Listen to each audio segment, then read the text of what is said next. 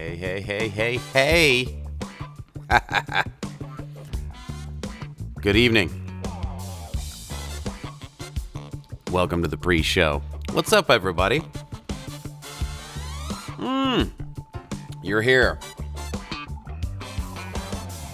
Welcome. Tonight, I'm excited. Yes, we are in my domain. Studio production. Yes. We're breaking it down. We're going to break it all down. All right. Where are we from? What's going on, everybody? Hello. Hello, Daphne. Hello, Teresa in Atlanta. Hello, Cheryl in Cali. Peter in Virginia Beach. Janie, yes, it's Friday night. You got it. Jeremy, I considered a label, but then, no. I mean, I got one to put my stuff out on. That's about it. Yes. Ooh, Nancy in New York. Hello, Nancy.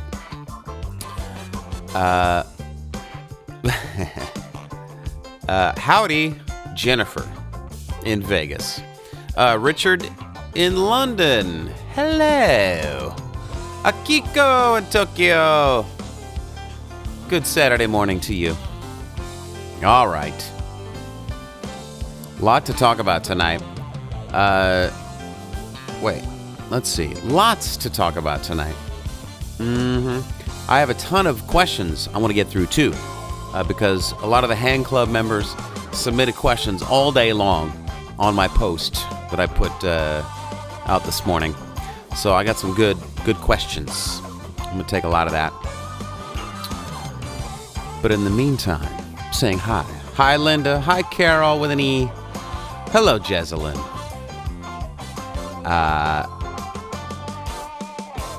Tay, what up? Sheila in Florida. Hi. Terrence, my man. Yeah, man. What up in Tampa? How's Tampa? Is it getting cold there yet? Or is it still hot? I don't know these things. I was in Tampa once. I was so damn cold. It was like 29 degrees. I was like, are we in Florida? When did this happen? Anyway, FYI. Yeah. It does get cold in Tampa. Who knew? I found out. Okay. Tommy, hi in Arizona. Angela in Los Angeles. Ooh, I think it's still warm out there, right? Jean in Orlando. Catherine in Houston. Deborah in New Orleans. Nylons. Yes.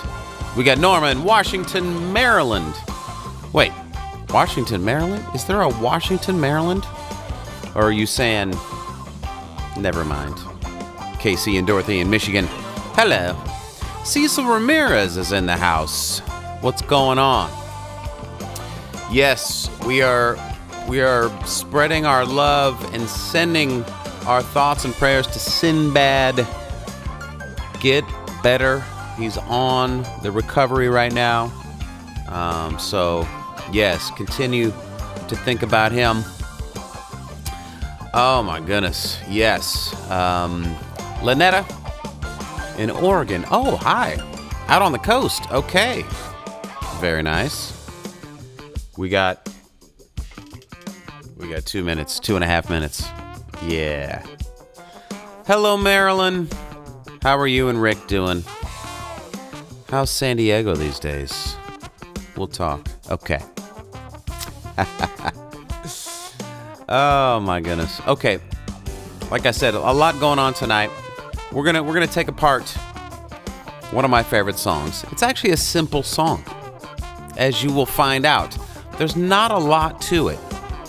And sometimes the best songs are just simple, Sometimes you don't need lots of craziness. Just need something that feels good. So that's what we're going to talk about tonight.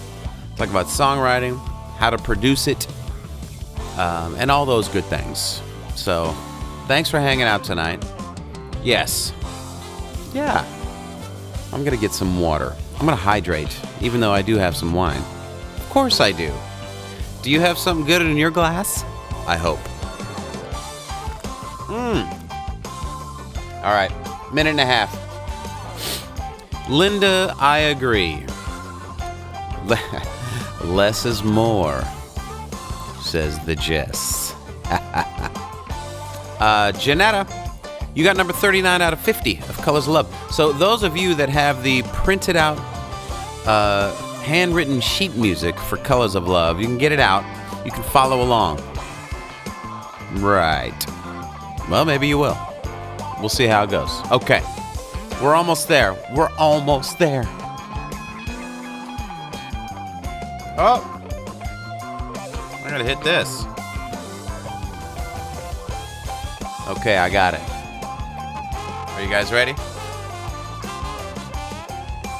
Better put my phone in airplane mode. People would be trying to call me. All right, phone away. Here we go.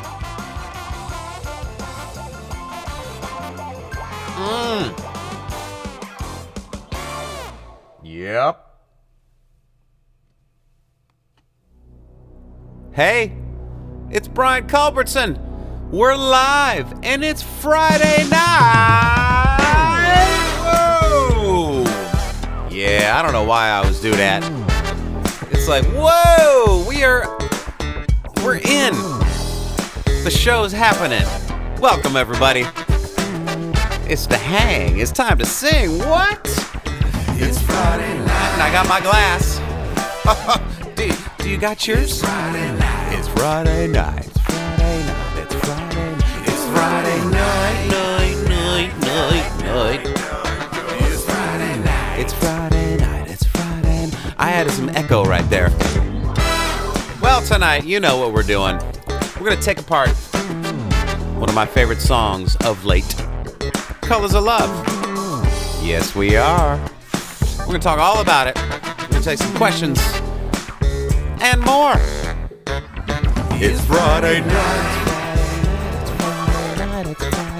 It's Friday night. It's Friday night. It's Friday night. Echo. It's Friday night.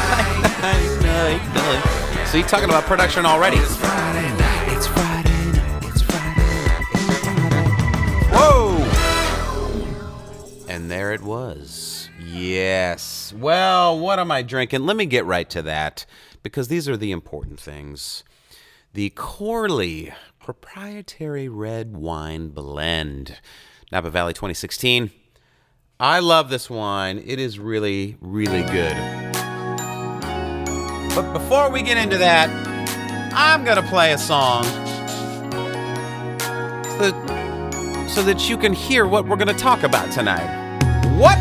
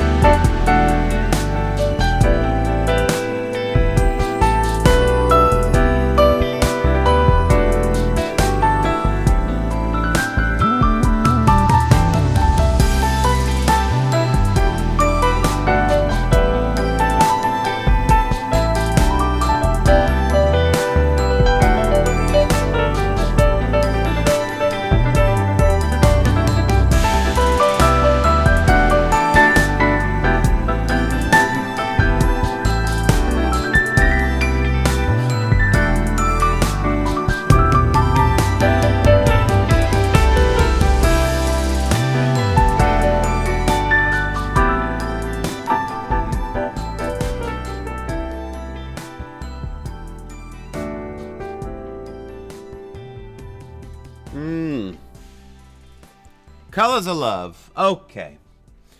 Now that you've heard it, we can talk about it.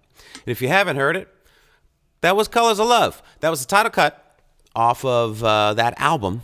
Well, you know, this is the title cut. Colors of Love. Now you know.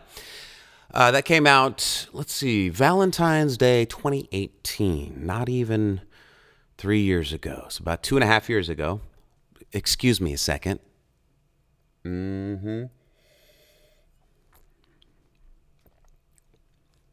Oh, golly. Yeah. Whew. That's big. That is, wow. That's wonderful. Okay, I'm going to have a good night. Those are, this wine's from our friends at Monticello Vineyards, right in the middle of Napa. And this is their red wine blend. Amazing. Okay, loving that. So we're going to go over here. We're going to go over here to this is the question cam / production camera, because here's what we're going to do.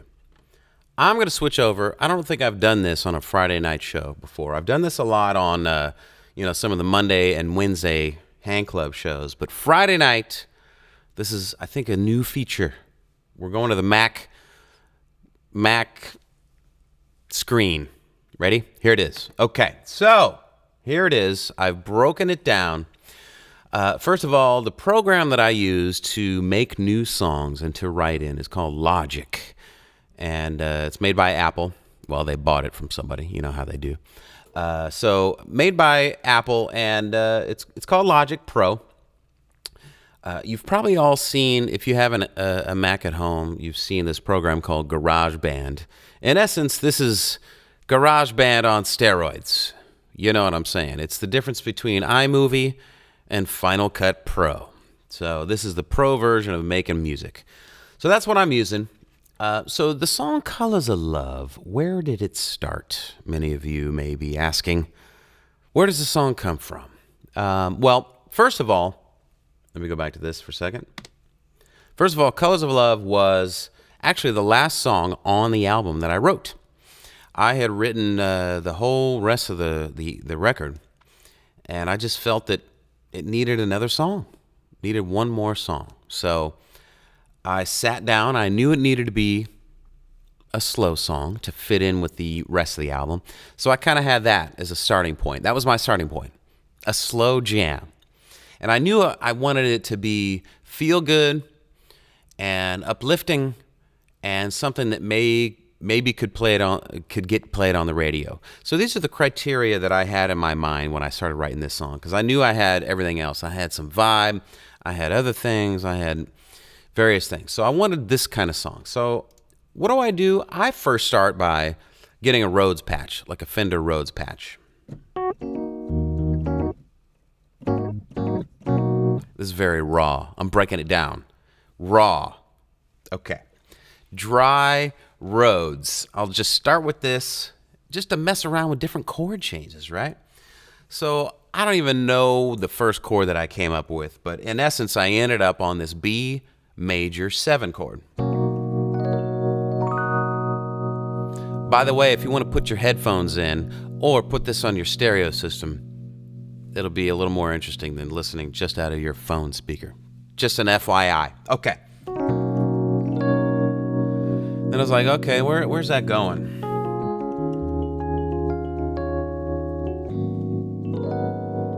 I'm like, oh, this chord's kind of sound cool. So that's kind of how I start. I just start playing chords. I'll sit there and play it for like a long time. I'll do different combinations.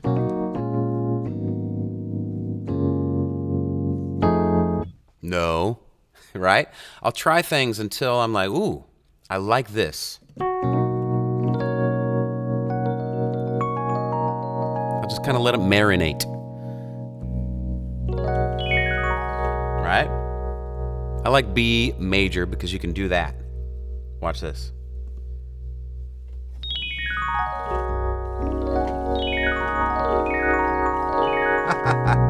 Okay, enough of that.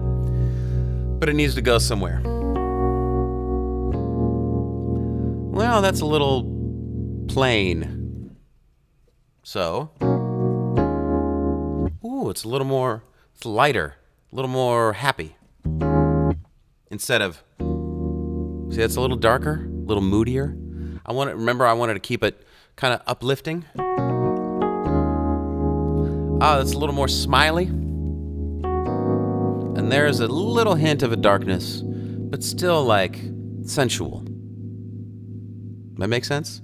So those are really the 3 chords that play throughout the whole song. I told you this is a simple song. And many times, hit songs are just 3 chords. I think I have a passing chord, but for the most part, this song is 3 chords, those 3 chords.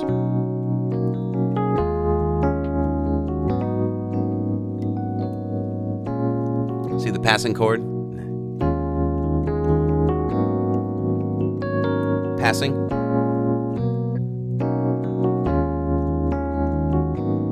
Third.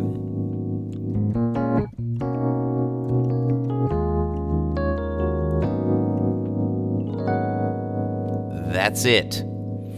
So what I do then, after I figure out what that tempo was, it was 68 beats per minute, by the way. However, I doubled it in Logic and made it 138 or 136, so it could be click, click, click, click, click, click, click, right? Okay. Yeah. So what I'll do is, let me go back to the Mac screen so you can see everything. These are all the tracks that are in this particular song. Lots of colors, right? Colors of love. Basically, I just color-coded each kind of grouping of sounds so that I could visually see them quick and go to edit. So we're not going to talk about those right now. I'm going to mute everything. So I'm going to highlight it all. Hit the M button for mute. We'll go down and mute all these too. Mute, mute, mute, mute, mute. Mute. I just wanted you to see everything. Okay, now everything's muted. If I hit play, you'll hear nothing. So I'm on the Rhodes track, right? I have my tempo, 136, which is in essence double time of 68. Because I wanted that slow jam groove. All right. So I start on bar 5. I hit the record button.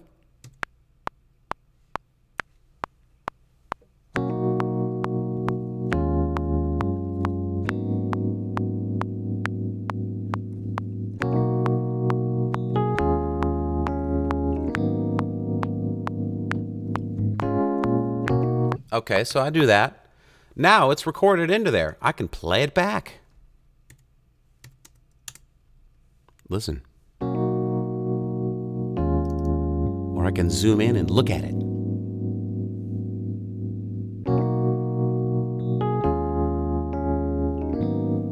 Right? So these little lines in here represent each note and the duration of each note. So if I take my cursor and click on this, that's that F sharp. And that's how long it is. If I want to make it short, I just drag it and make it shorter. Crazy, right? Okay. I'll get it. That's called the piano scroll mode or view. Because you see the piano on the left, you can tell what note you're hitting. Okay, I'll get rid of that for now. So that's in essence what I did. After I got an initial Rhodes part, then I started thinking about the groove. The groove meaning the kick drum, the snare, the hi-hat.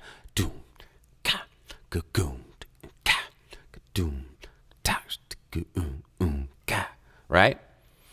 So I go through different versions of that. In essence, what I'm going to do, I'm going to redo this Rhodes, but for right now, I'm just going to unmute the final Rhodes, speed things up a little bit. Well, don't want to take 9 hours tonight. Okay, so there's my final Rhodes track. Imagine I just kind of played it down over and over. So then I figured out, what kick drum sound do I want? Right? This gets crazy because I'll start calling out kicks and watch on the keyboard. Watch.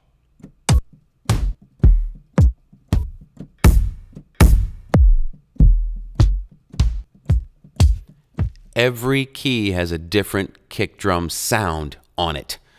And I have tons and tons of these different kick drum banks, as they're called. So a producer's job when they're making a track like this is to go and find the right sounding kick drum that feels good for the particular song that you're working on. So in this case, I found a sound. There it is. Ooh, that has booty on it. D1. Man, can you hear that? Okay. So that's the sound that I picked, and this is the pattern that I ended up playing.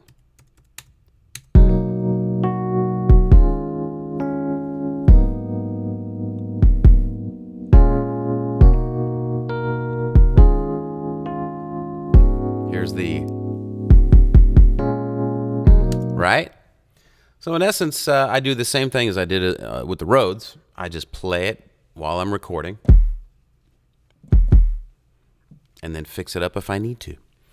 You can see here some of the notes are grayed out, like this one, which meant when I recorded it, I played that in originally and then played it back and didn't quite like that note, so I, instead of deleting it, I just muted it just in case I wanted to come back to it later. I guess I never did. Okay, so there's the kick drum. Snare, this gets a little complicated because I ended up layering 1, 2, 3, 4, 5 sounds to create, in essence, the 2 and 4, the backbeat. So the kick is the doom, and the snares, ka, doo, doo, ka, goo. You know this. Okay. I started with this sound. I'm going to solo it. Here's 2 snare sounds together layered. Okay. Kind of thin, isn't it? So the first sound is this. It's kind of a clappy tambourine. And the second sound, wait, thin with a little vinyl. You hear the vinyl? Okay, so I first laid that in, quickly realized, too thin. This song needs some depth. So I went to my trusty fat snare. Oh, well, it's not even that fat. It's semi-fat. All right. Added that in, too. I was like, it still needs more. It still needs more. So then I went to this sound. Wow. That barely has anything to it except for a little sparkle at the end. You hear that? So let's hear the snares together. There are in essence 1, 2, 3, 4. Here it is. Right? Still a little kind of up the middle. I want to broaden it out, thicken it a little bit. So what do? I had a clap sound, and I went around all my different clap banks and found this sound. Wait, there it is. See how that's more stereo? Claps on the far left and the far right to broaden the spectrum, the stereo spectrum, if you will. So if I layer all those and listen to all 5 sounds at the same time, it sounds like this. Okay, let me add the kick drum.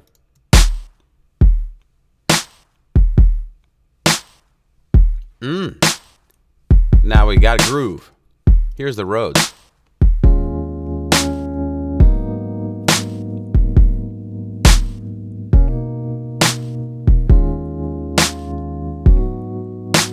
All right, the idea is starting to take shape.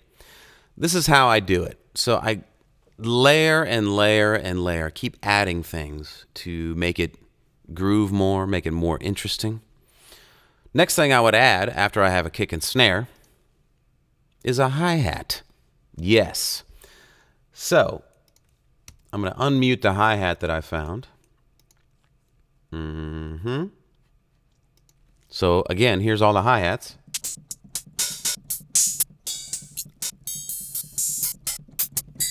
Just thousands of drum sounds all over the place. So I can go in here and find that. I ended up playing, all right, it's E1. Initially, as you can maybe see on the screen, I'll zoom in a little bit more. See how every other note is grayed out? What that was, I think I initially played 16th notes. So, right? Let's hear what that would sound like with this groove. Here it is.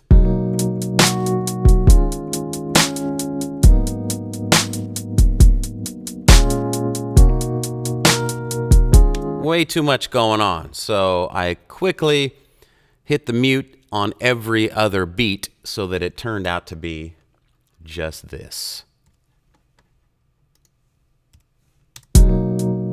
Oh, now it grooves better.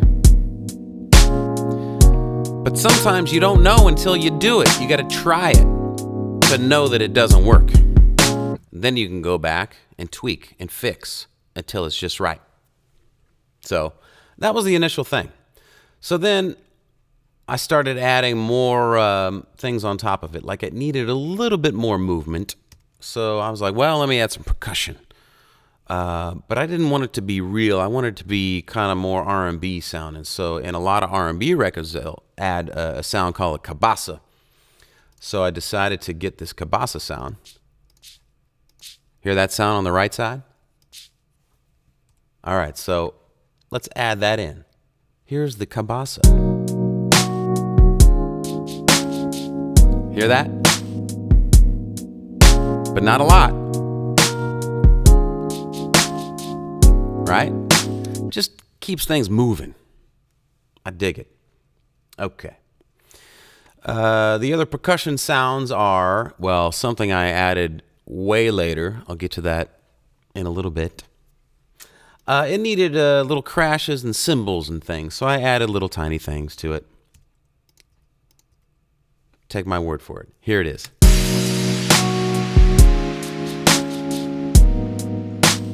All of a sudden, it's like, whoa, that's a crash. And here's a little baby crash in the middle. Here it is.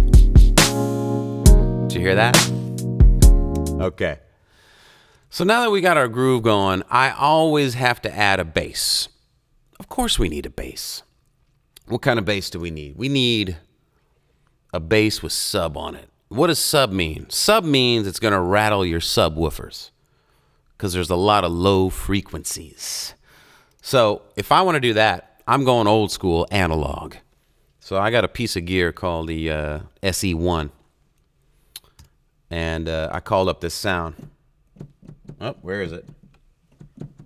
Oh, stay with it. Hold on. I think it's muted.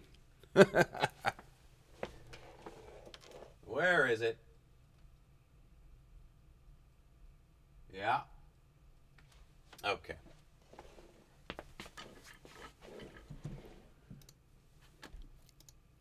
Tell me to stay with it. Hold on a second. Maybe the volume's down.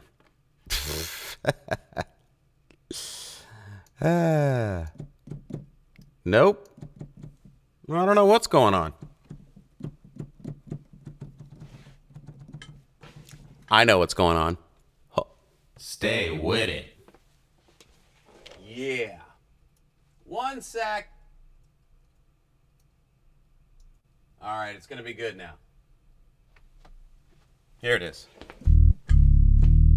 Oh, I need to pan it. It's all the way left. Do you hear that?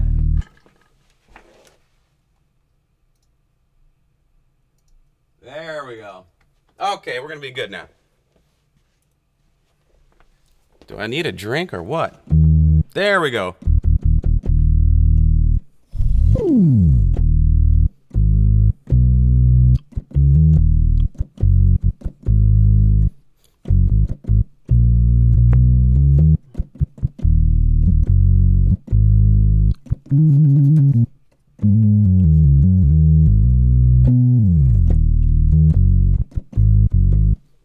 Bass. Let's see what that sounds like.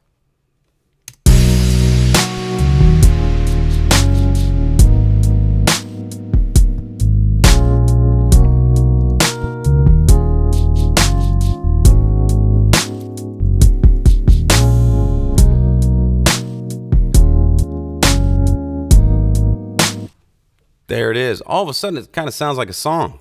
It's like you don't need that much more going on. I mean, that's what it is. You put the lead over the top, bam. So I believe at that point, I started playing along. Once I had something as simple as that, I got a piano sound up.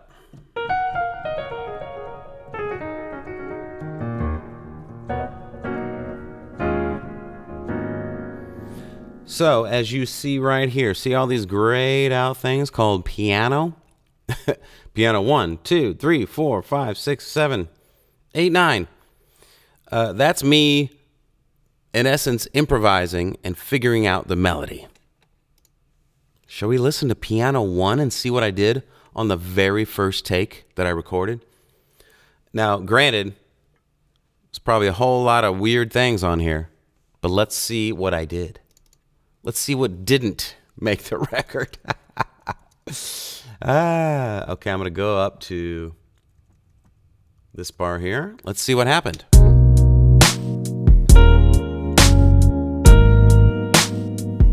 Yeah, not exciting. I was figuring out, oh, what note is it?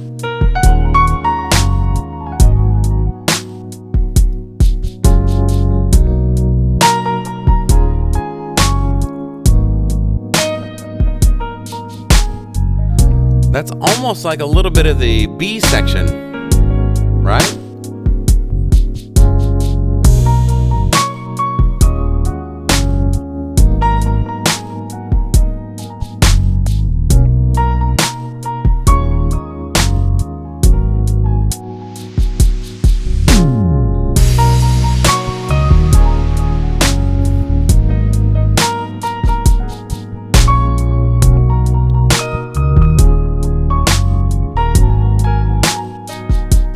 Yeah, see, I'm just, sticking my toe in the water, so to speak, trying to feel out what may be interesting later. So what I'll do is I'll record that, mute it, and then do another take, and then another, and then another, and another. And slowly, the melody itself kind of coalesces into something coherent. So, yeah. For this song, it's interesting, the different sections of a song. So the verse versus the pre-chorus versus the chorus. The chorus is the hook or the, since it's the same chord changes over and over, and in essence the same drum beat, what differentiates these sections are the additional sounds of production and the melody. So those two things go to add to it. So, for instance, the hi-hat, I added an extra hi-hat just on the choruses to give it even more movement.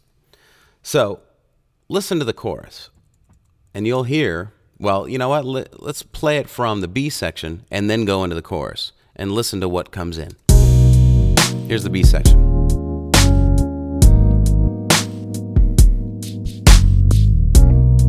The chorus coming up. Remember the chorus?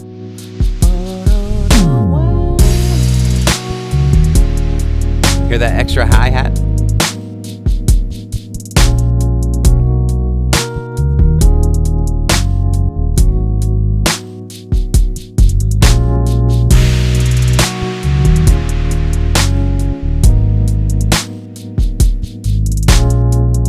Little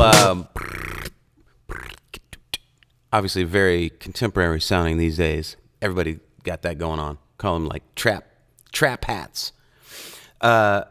Real quick, I'm going to zoom in on this just so you can see it. Measure 45. Just want you to see, how do you do that? For those producers out there, if you're looking to do some trap hats, you can't physically play that. It's impossible because it's 64th notes. So the sound I used is, okay, this E flat down here. You can't play, you can't play it. So what you have to do is you have to go into step mode. So, okay, so like for instance, this little beat right here, you see that? Okay.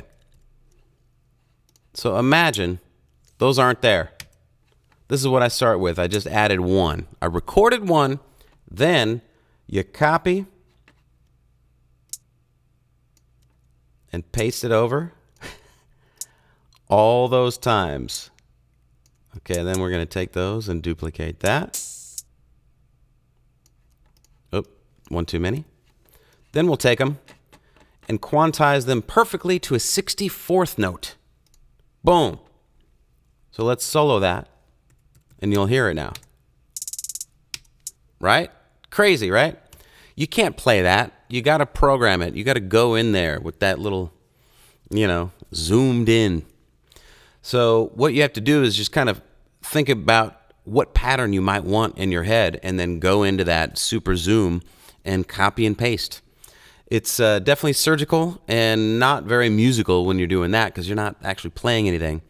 But the result is it gives you this cool sound layered in with everything else. Here it is again.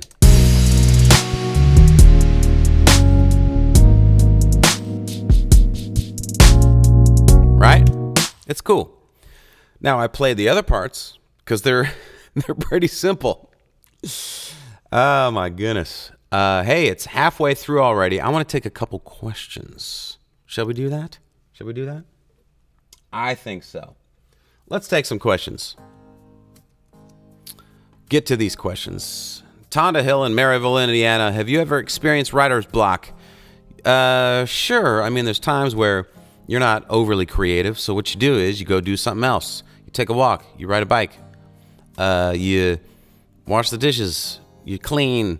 You do anything else to totally get your mind off of it. Then hopefully you can come back and inspiration strikes again. Yeah. Chanel Finney in Detroit. How do you come up with song titles? That's a difficult one. You just got to listen to it over and over, especially, instrumental songs. Listen to it over and over and over and see what images or things pop into your mind when you're listening to it. And eventually it shows up. Richard Bristow in London. Do you find it easier or harder to compose an up-tempo or slower? It actually doesn't matter. Doesn't matter to me. Yeah. Myra Scott in Durham. What skills should an aspiring music producer have? Okay, I got a list.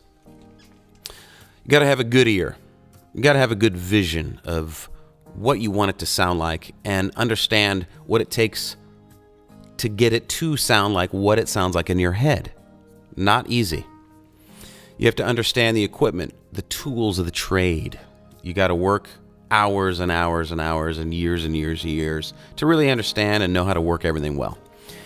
You also have to be a good communicator, especially when you're producing other people. You got to be able to tell them what you want so that they end up playing what's in your head. Again, not easy. Also helps to be proficient at spreadsheets for doing budgets. Okay. She also asks, is there a specific formula to writing a song? Kind of. Sort of. I mean, you typically all have a verse and a little pre-chorus and then a chorus. And then you do it again, right? And then maybe you have a bridge. Sometimes not. Maybe it's just a breakdown. And then you go back into the chorus and repeat that and fade it out. That's kind of a formula. But of course, other songs don't follow that at all. So, whatever works. Michael Zern in Stuttgart, Germany. Hello.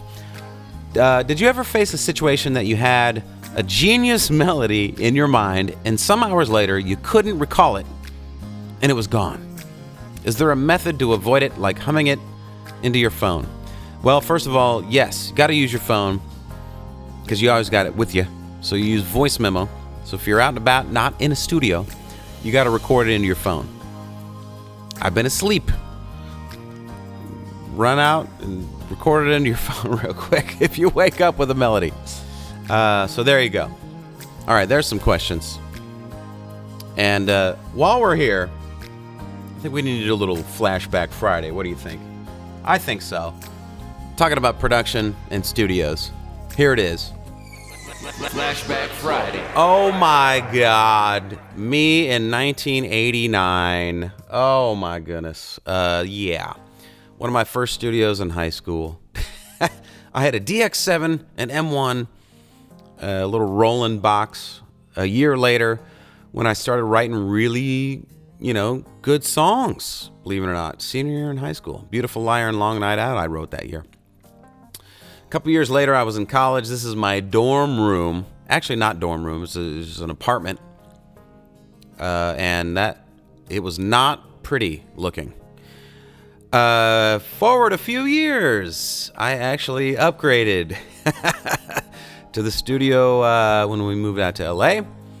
Ended up making 6-7 albums out there. It was amazing. It was really fun studio to work in. It was bright and airy. So there's that. Yeah. I was thinking. I don't know what I was thinking. And now I'm here. Yeah, okay. I think it's always important to have a little vibe in a studio. Inspiration. Wine. Yes. How you doing? Are you hanging in there? Is it too much? Is it? Okay. I promise I'll get all the way through the end of the song. And then we'll play it again.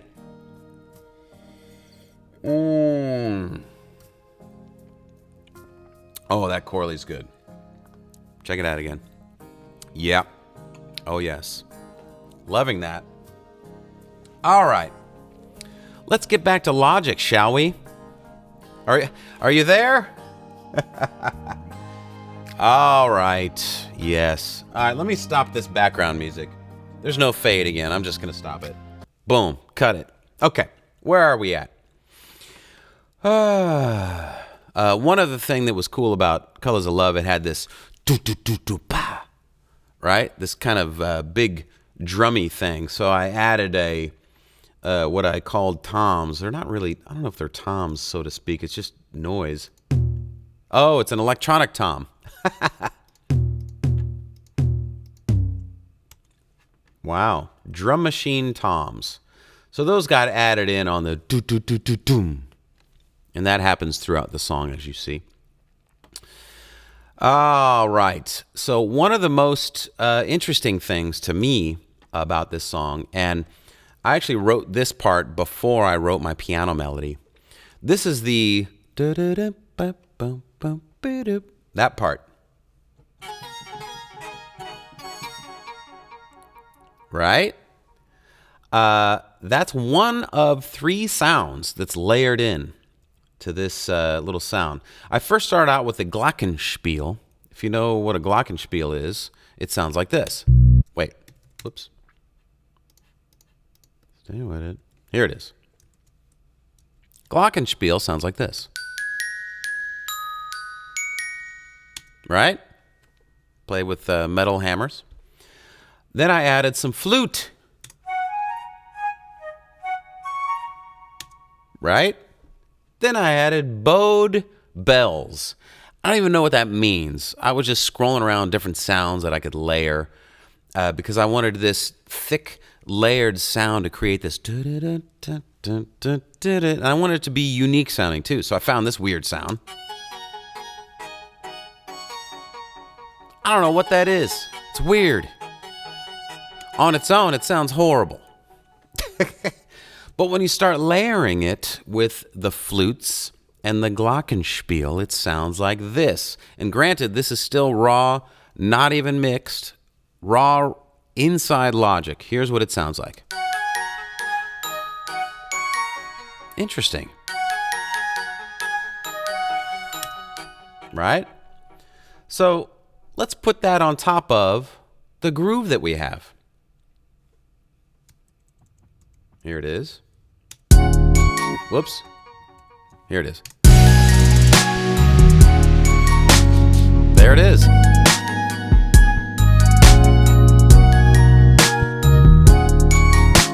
Now you know. So that was kind of this melody that I thought it was simple. It was kind of like nursery rhyme-ish. One thing I learned from Maurice White, Earth, Wind, and Fire, and also working with Sheldon Reynolds was a lot of their melodies were kind of nursery rhyme. Ba-do-do, ba-do-do, ba-do-do, ba-do-do. Based on that, something really, really simple so that people could sing along with and catch quickly, hence the word catchy. So I came up with that melody over the groove that I had. Never really done anything like that before, and just thought it was interesting, so I kept it. Yeah. So there's just a handful of other sounds that make up the rest of this song. Added like a pad, string pad, and that sounds like pretty simple, just to fill it out.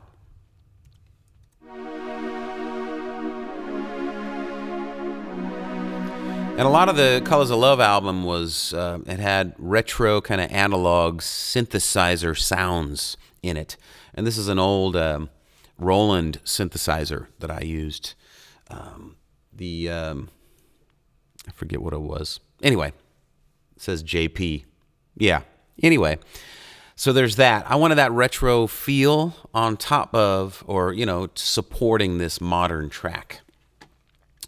Another thing that I added was a high string, and this is something that I do all the time to lift the chorus. Again, things to help lift. This definitely helps. Adding a high string note. In arranging class, they talk about expanding the span, and that really means having low notes all the way up to really high notes. And your biggest section of the song needs to have the largest span of, the most octaves. So the high string and the bells add your super high span. So this sound, little high string. It's not even that high, but it just adds a little sheen, a little sparkle on top. So here's what that sounds like. Whoops.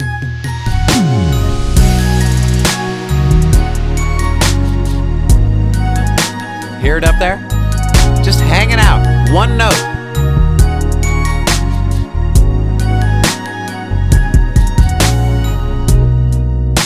And now it just decays slowly. See, now the verse is more simple. There's room for the piano melody to breathe and to chill out for a second. Right? So then there's one other little pad I added. And this gives a little lift to the pre-chorus, the part where I go da-na-na-na-na, da-na-na-na-na.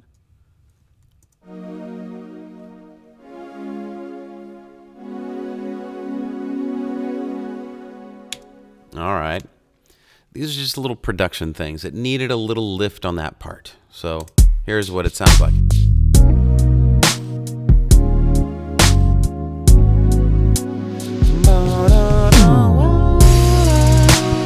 Right? Now all the strings are in and the bells. Okay. You see how the chords and the drums are in essence the same, but it's just adding these little elements to create a lift that make all the difference in the world. So after I found the piano melody, I also like melodies that jump. So it's like, whoa, that's a big jump in a melody. And a lot of vocal songs don't necessarily do that because they'd probably go, right? Something like that. But with the piano, I like jumps so that it's like, whoa. It just really opens up nicely on the hook. Once I found that melody, I wanted to reinforce it. So I found this toy piano sound.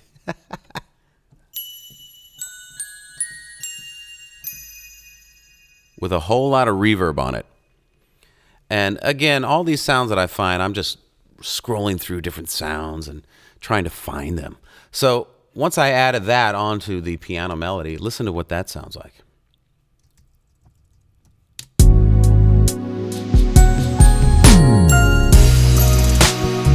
Lots of sparkle.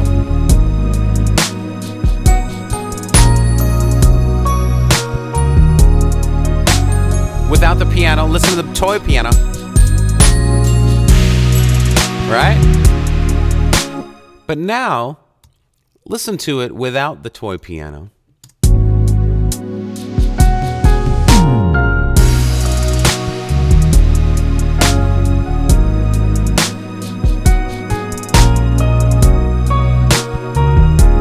It's missing a little magic, isn't it?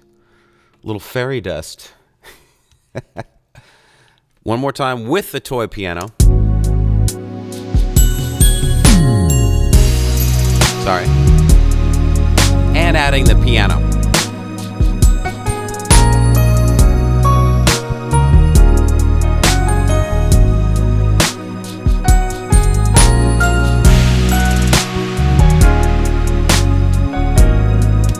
Right? Without that, it just doesn't lift as much. All right. There's a couple other things. Now, this is really interesting to me. Something called a dive synth. What does that mean? I'll tell you. Listen to this sound.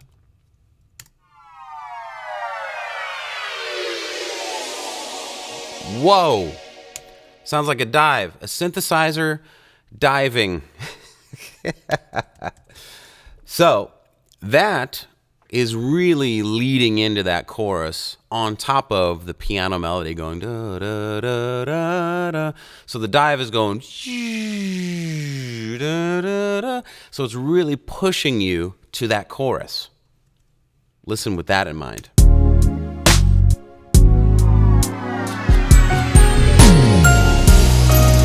Right? Amazing. You take the dive out. I'll mute it again. We'll play that same section. Listen how it's not as exciting. Here it is.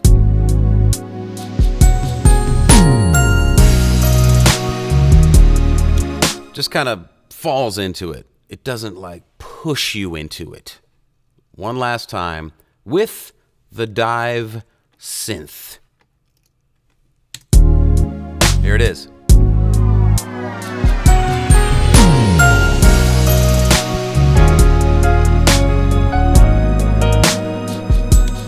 Huge difference. Massive. I always want to make that hook really exciting so that the listener, you guys, get excited when that hook comes in. And these are the elements that add that excitement. The dive synth, the sparkly toy piano, the high string note hanging out on top, just to add that span, right? So there you have it. So this song, I got a couple other little things that I added at the end, but the only live musician other than myself playing these parts and the piano was guitar, because I felt this whole album was definitely more of an intimate kind of thing, so it felt like it needed to stay programmed. However, adding a real guitar adds some humanness to it, if you will. Isaiah Sharkey came in and laid this guitar part, and I just let him kind of noodle around. So listen for a second to the guitar that he added.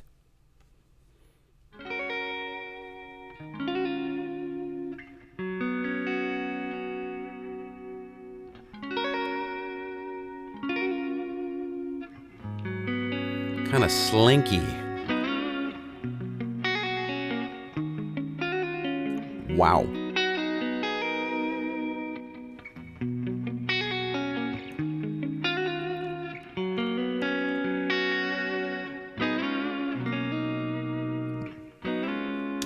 So that is going to add a lot of human feel to this song. So if you remember, the intro sounded kind of robotic and synthesizer-y. Here it is.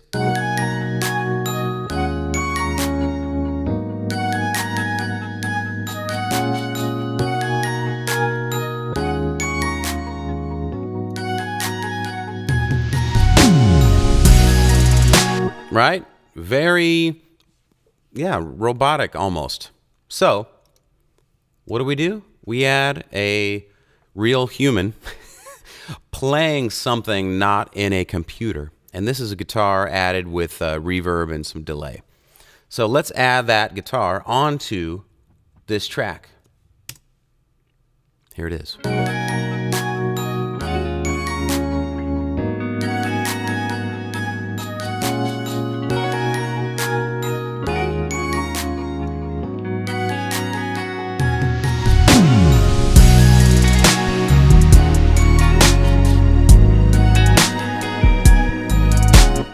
Right? All of a sudden, it just kind of, there's some looseness, there's some realness. Feels so good. So he played just lots of cool stuff throughout the whole song. Very tasty, very tasty. Yeah. And then, of course, the real grand piano, acoustic grand piano on top of all that. That's the finishing touch. So I believe that is the full breakdown of this song. The last thing I'm going to talk about is the breakdown after that chorus later on. So later on in the song, remember, it breaks it down, and then there's those hits. Dun, dun, dun, dun, dun, dun, dun, dun, dun, dun. Bow, bow, bow, bow. Key change. So listen to that part. Here's the breakdown.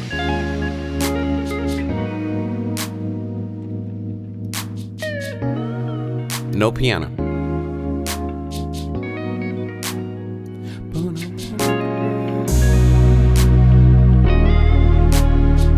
Here's the hits. Here it is.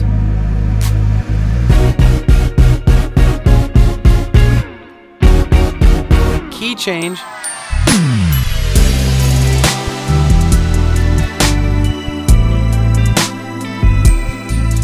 Talk about a lift. A key change totally lifts it. All new notes.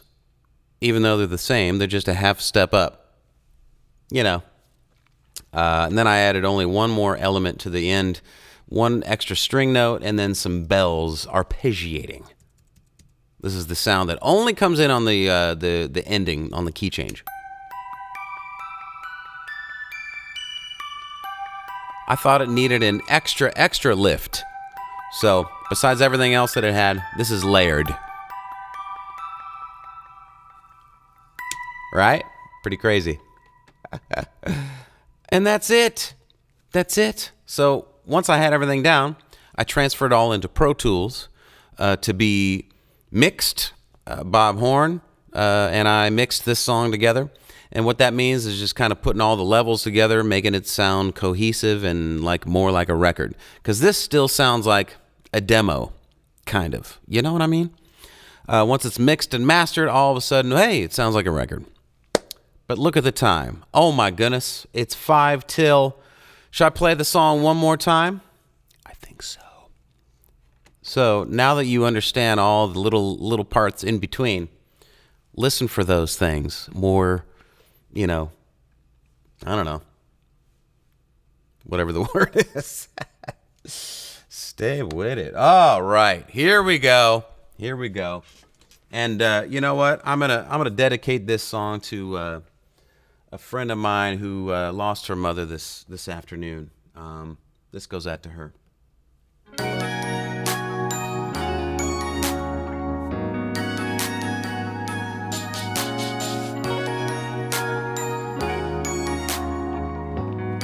Here we go.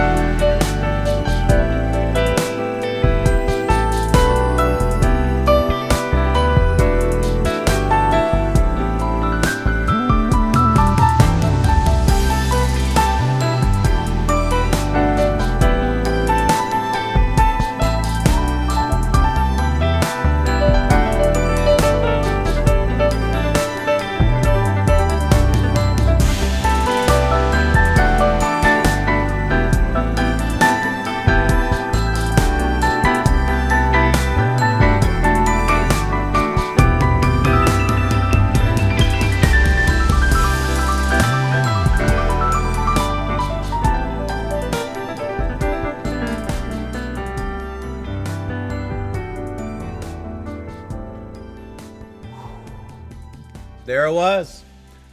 Colors of Love. You got it. All right, you guys. Well, we've done it. Another episode. Appreciate you hanging out with me on this one.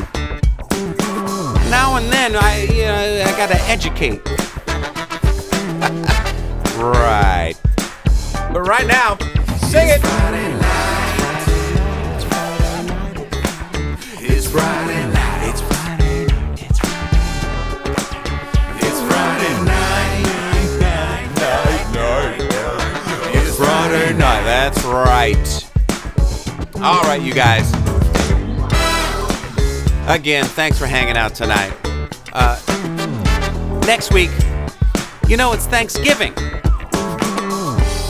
And of course, I'll be here for the night after, the leftover night. It's Friday night, next Friday night. It's Friday night. We'll have some leftovers together. It's Friday night. It's Friday night, the Thanksgiving episode. Yes, indeed. Yes. Thanks, you guys. And I'm going to take some more questions in the chat room in just a sec. I'll see y'all over there. Cheers. All right. I got a few more questions I'm going to take, and we're going to talk. So we left off here. Gary Nagel in Madison, Connecticut.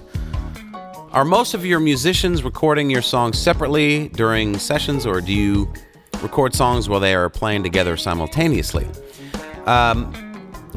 Most of the time these days, it's individual. However, it's nice to have a drummer and a bass player together to have them, kind of groove off each other. Occasionally, you'll go in with a full live band, like was the case on my two funk albums, Bringing Back the Funk and Funk. Whole lot of musicians. Then you get extra fire. But a lot of times for like Colors of Love, you need to really go in with that surgical tool and make sure everything's perfect. So it's easiest with one person at a time. So there's that.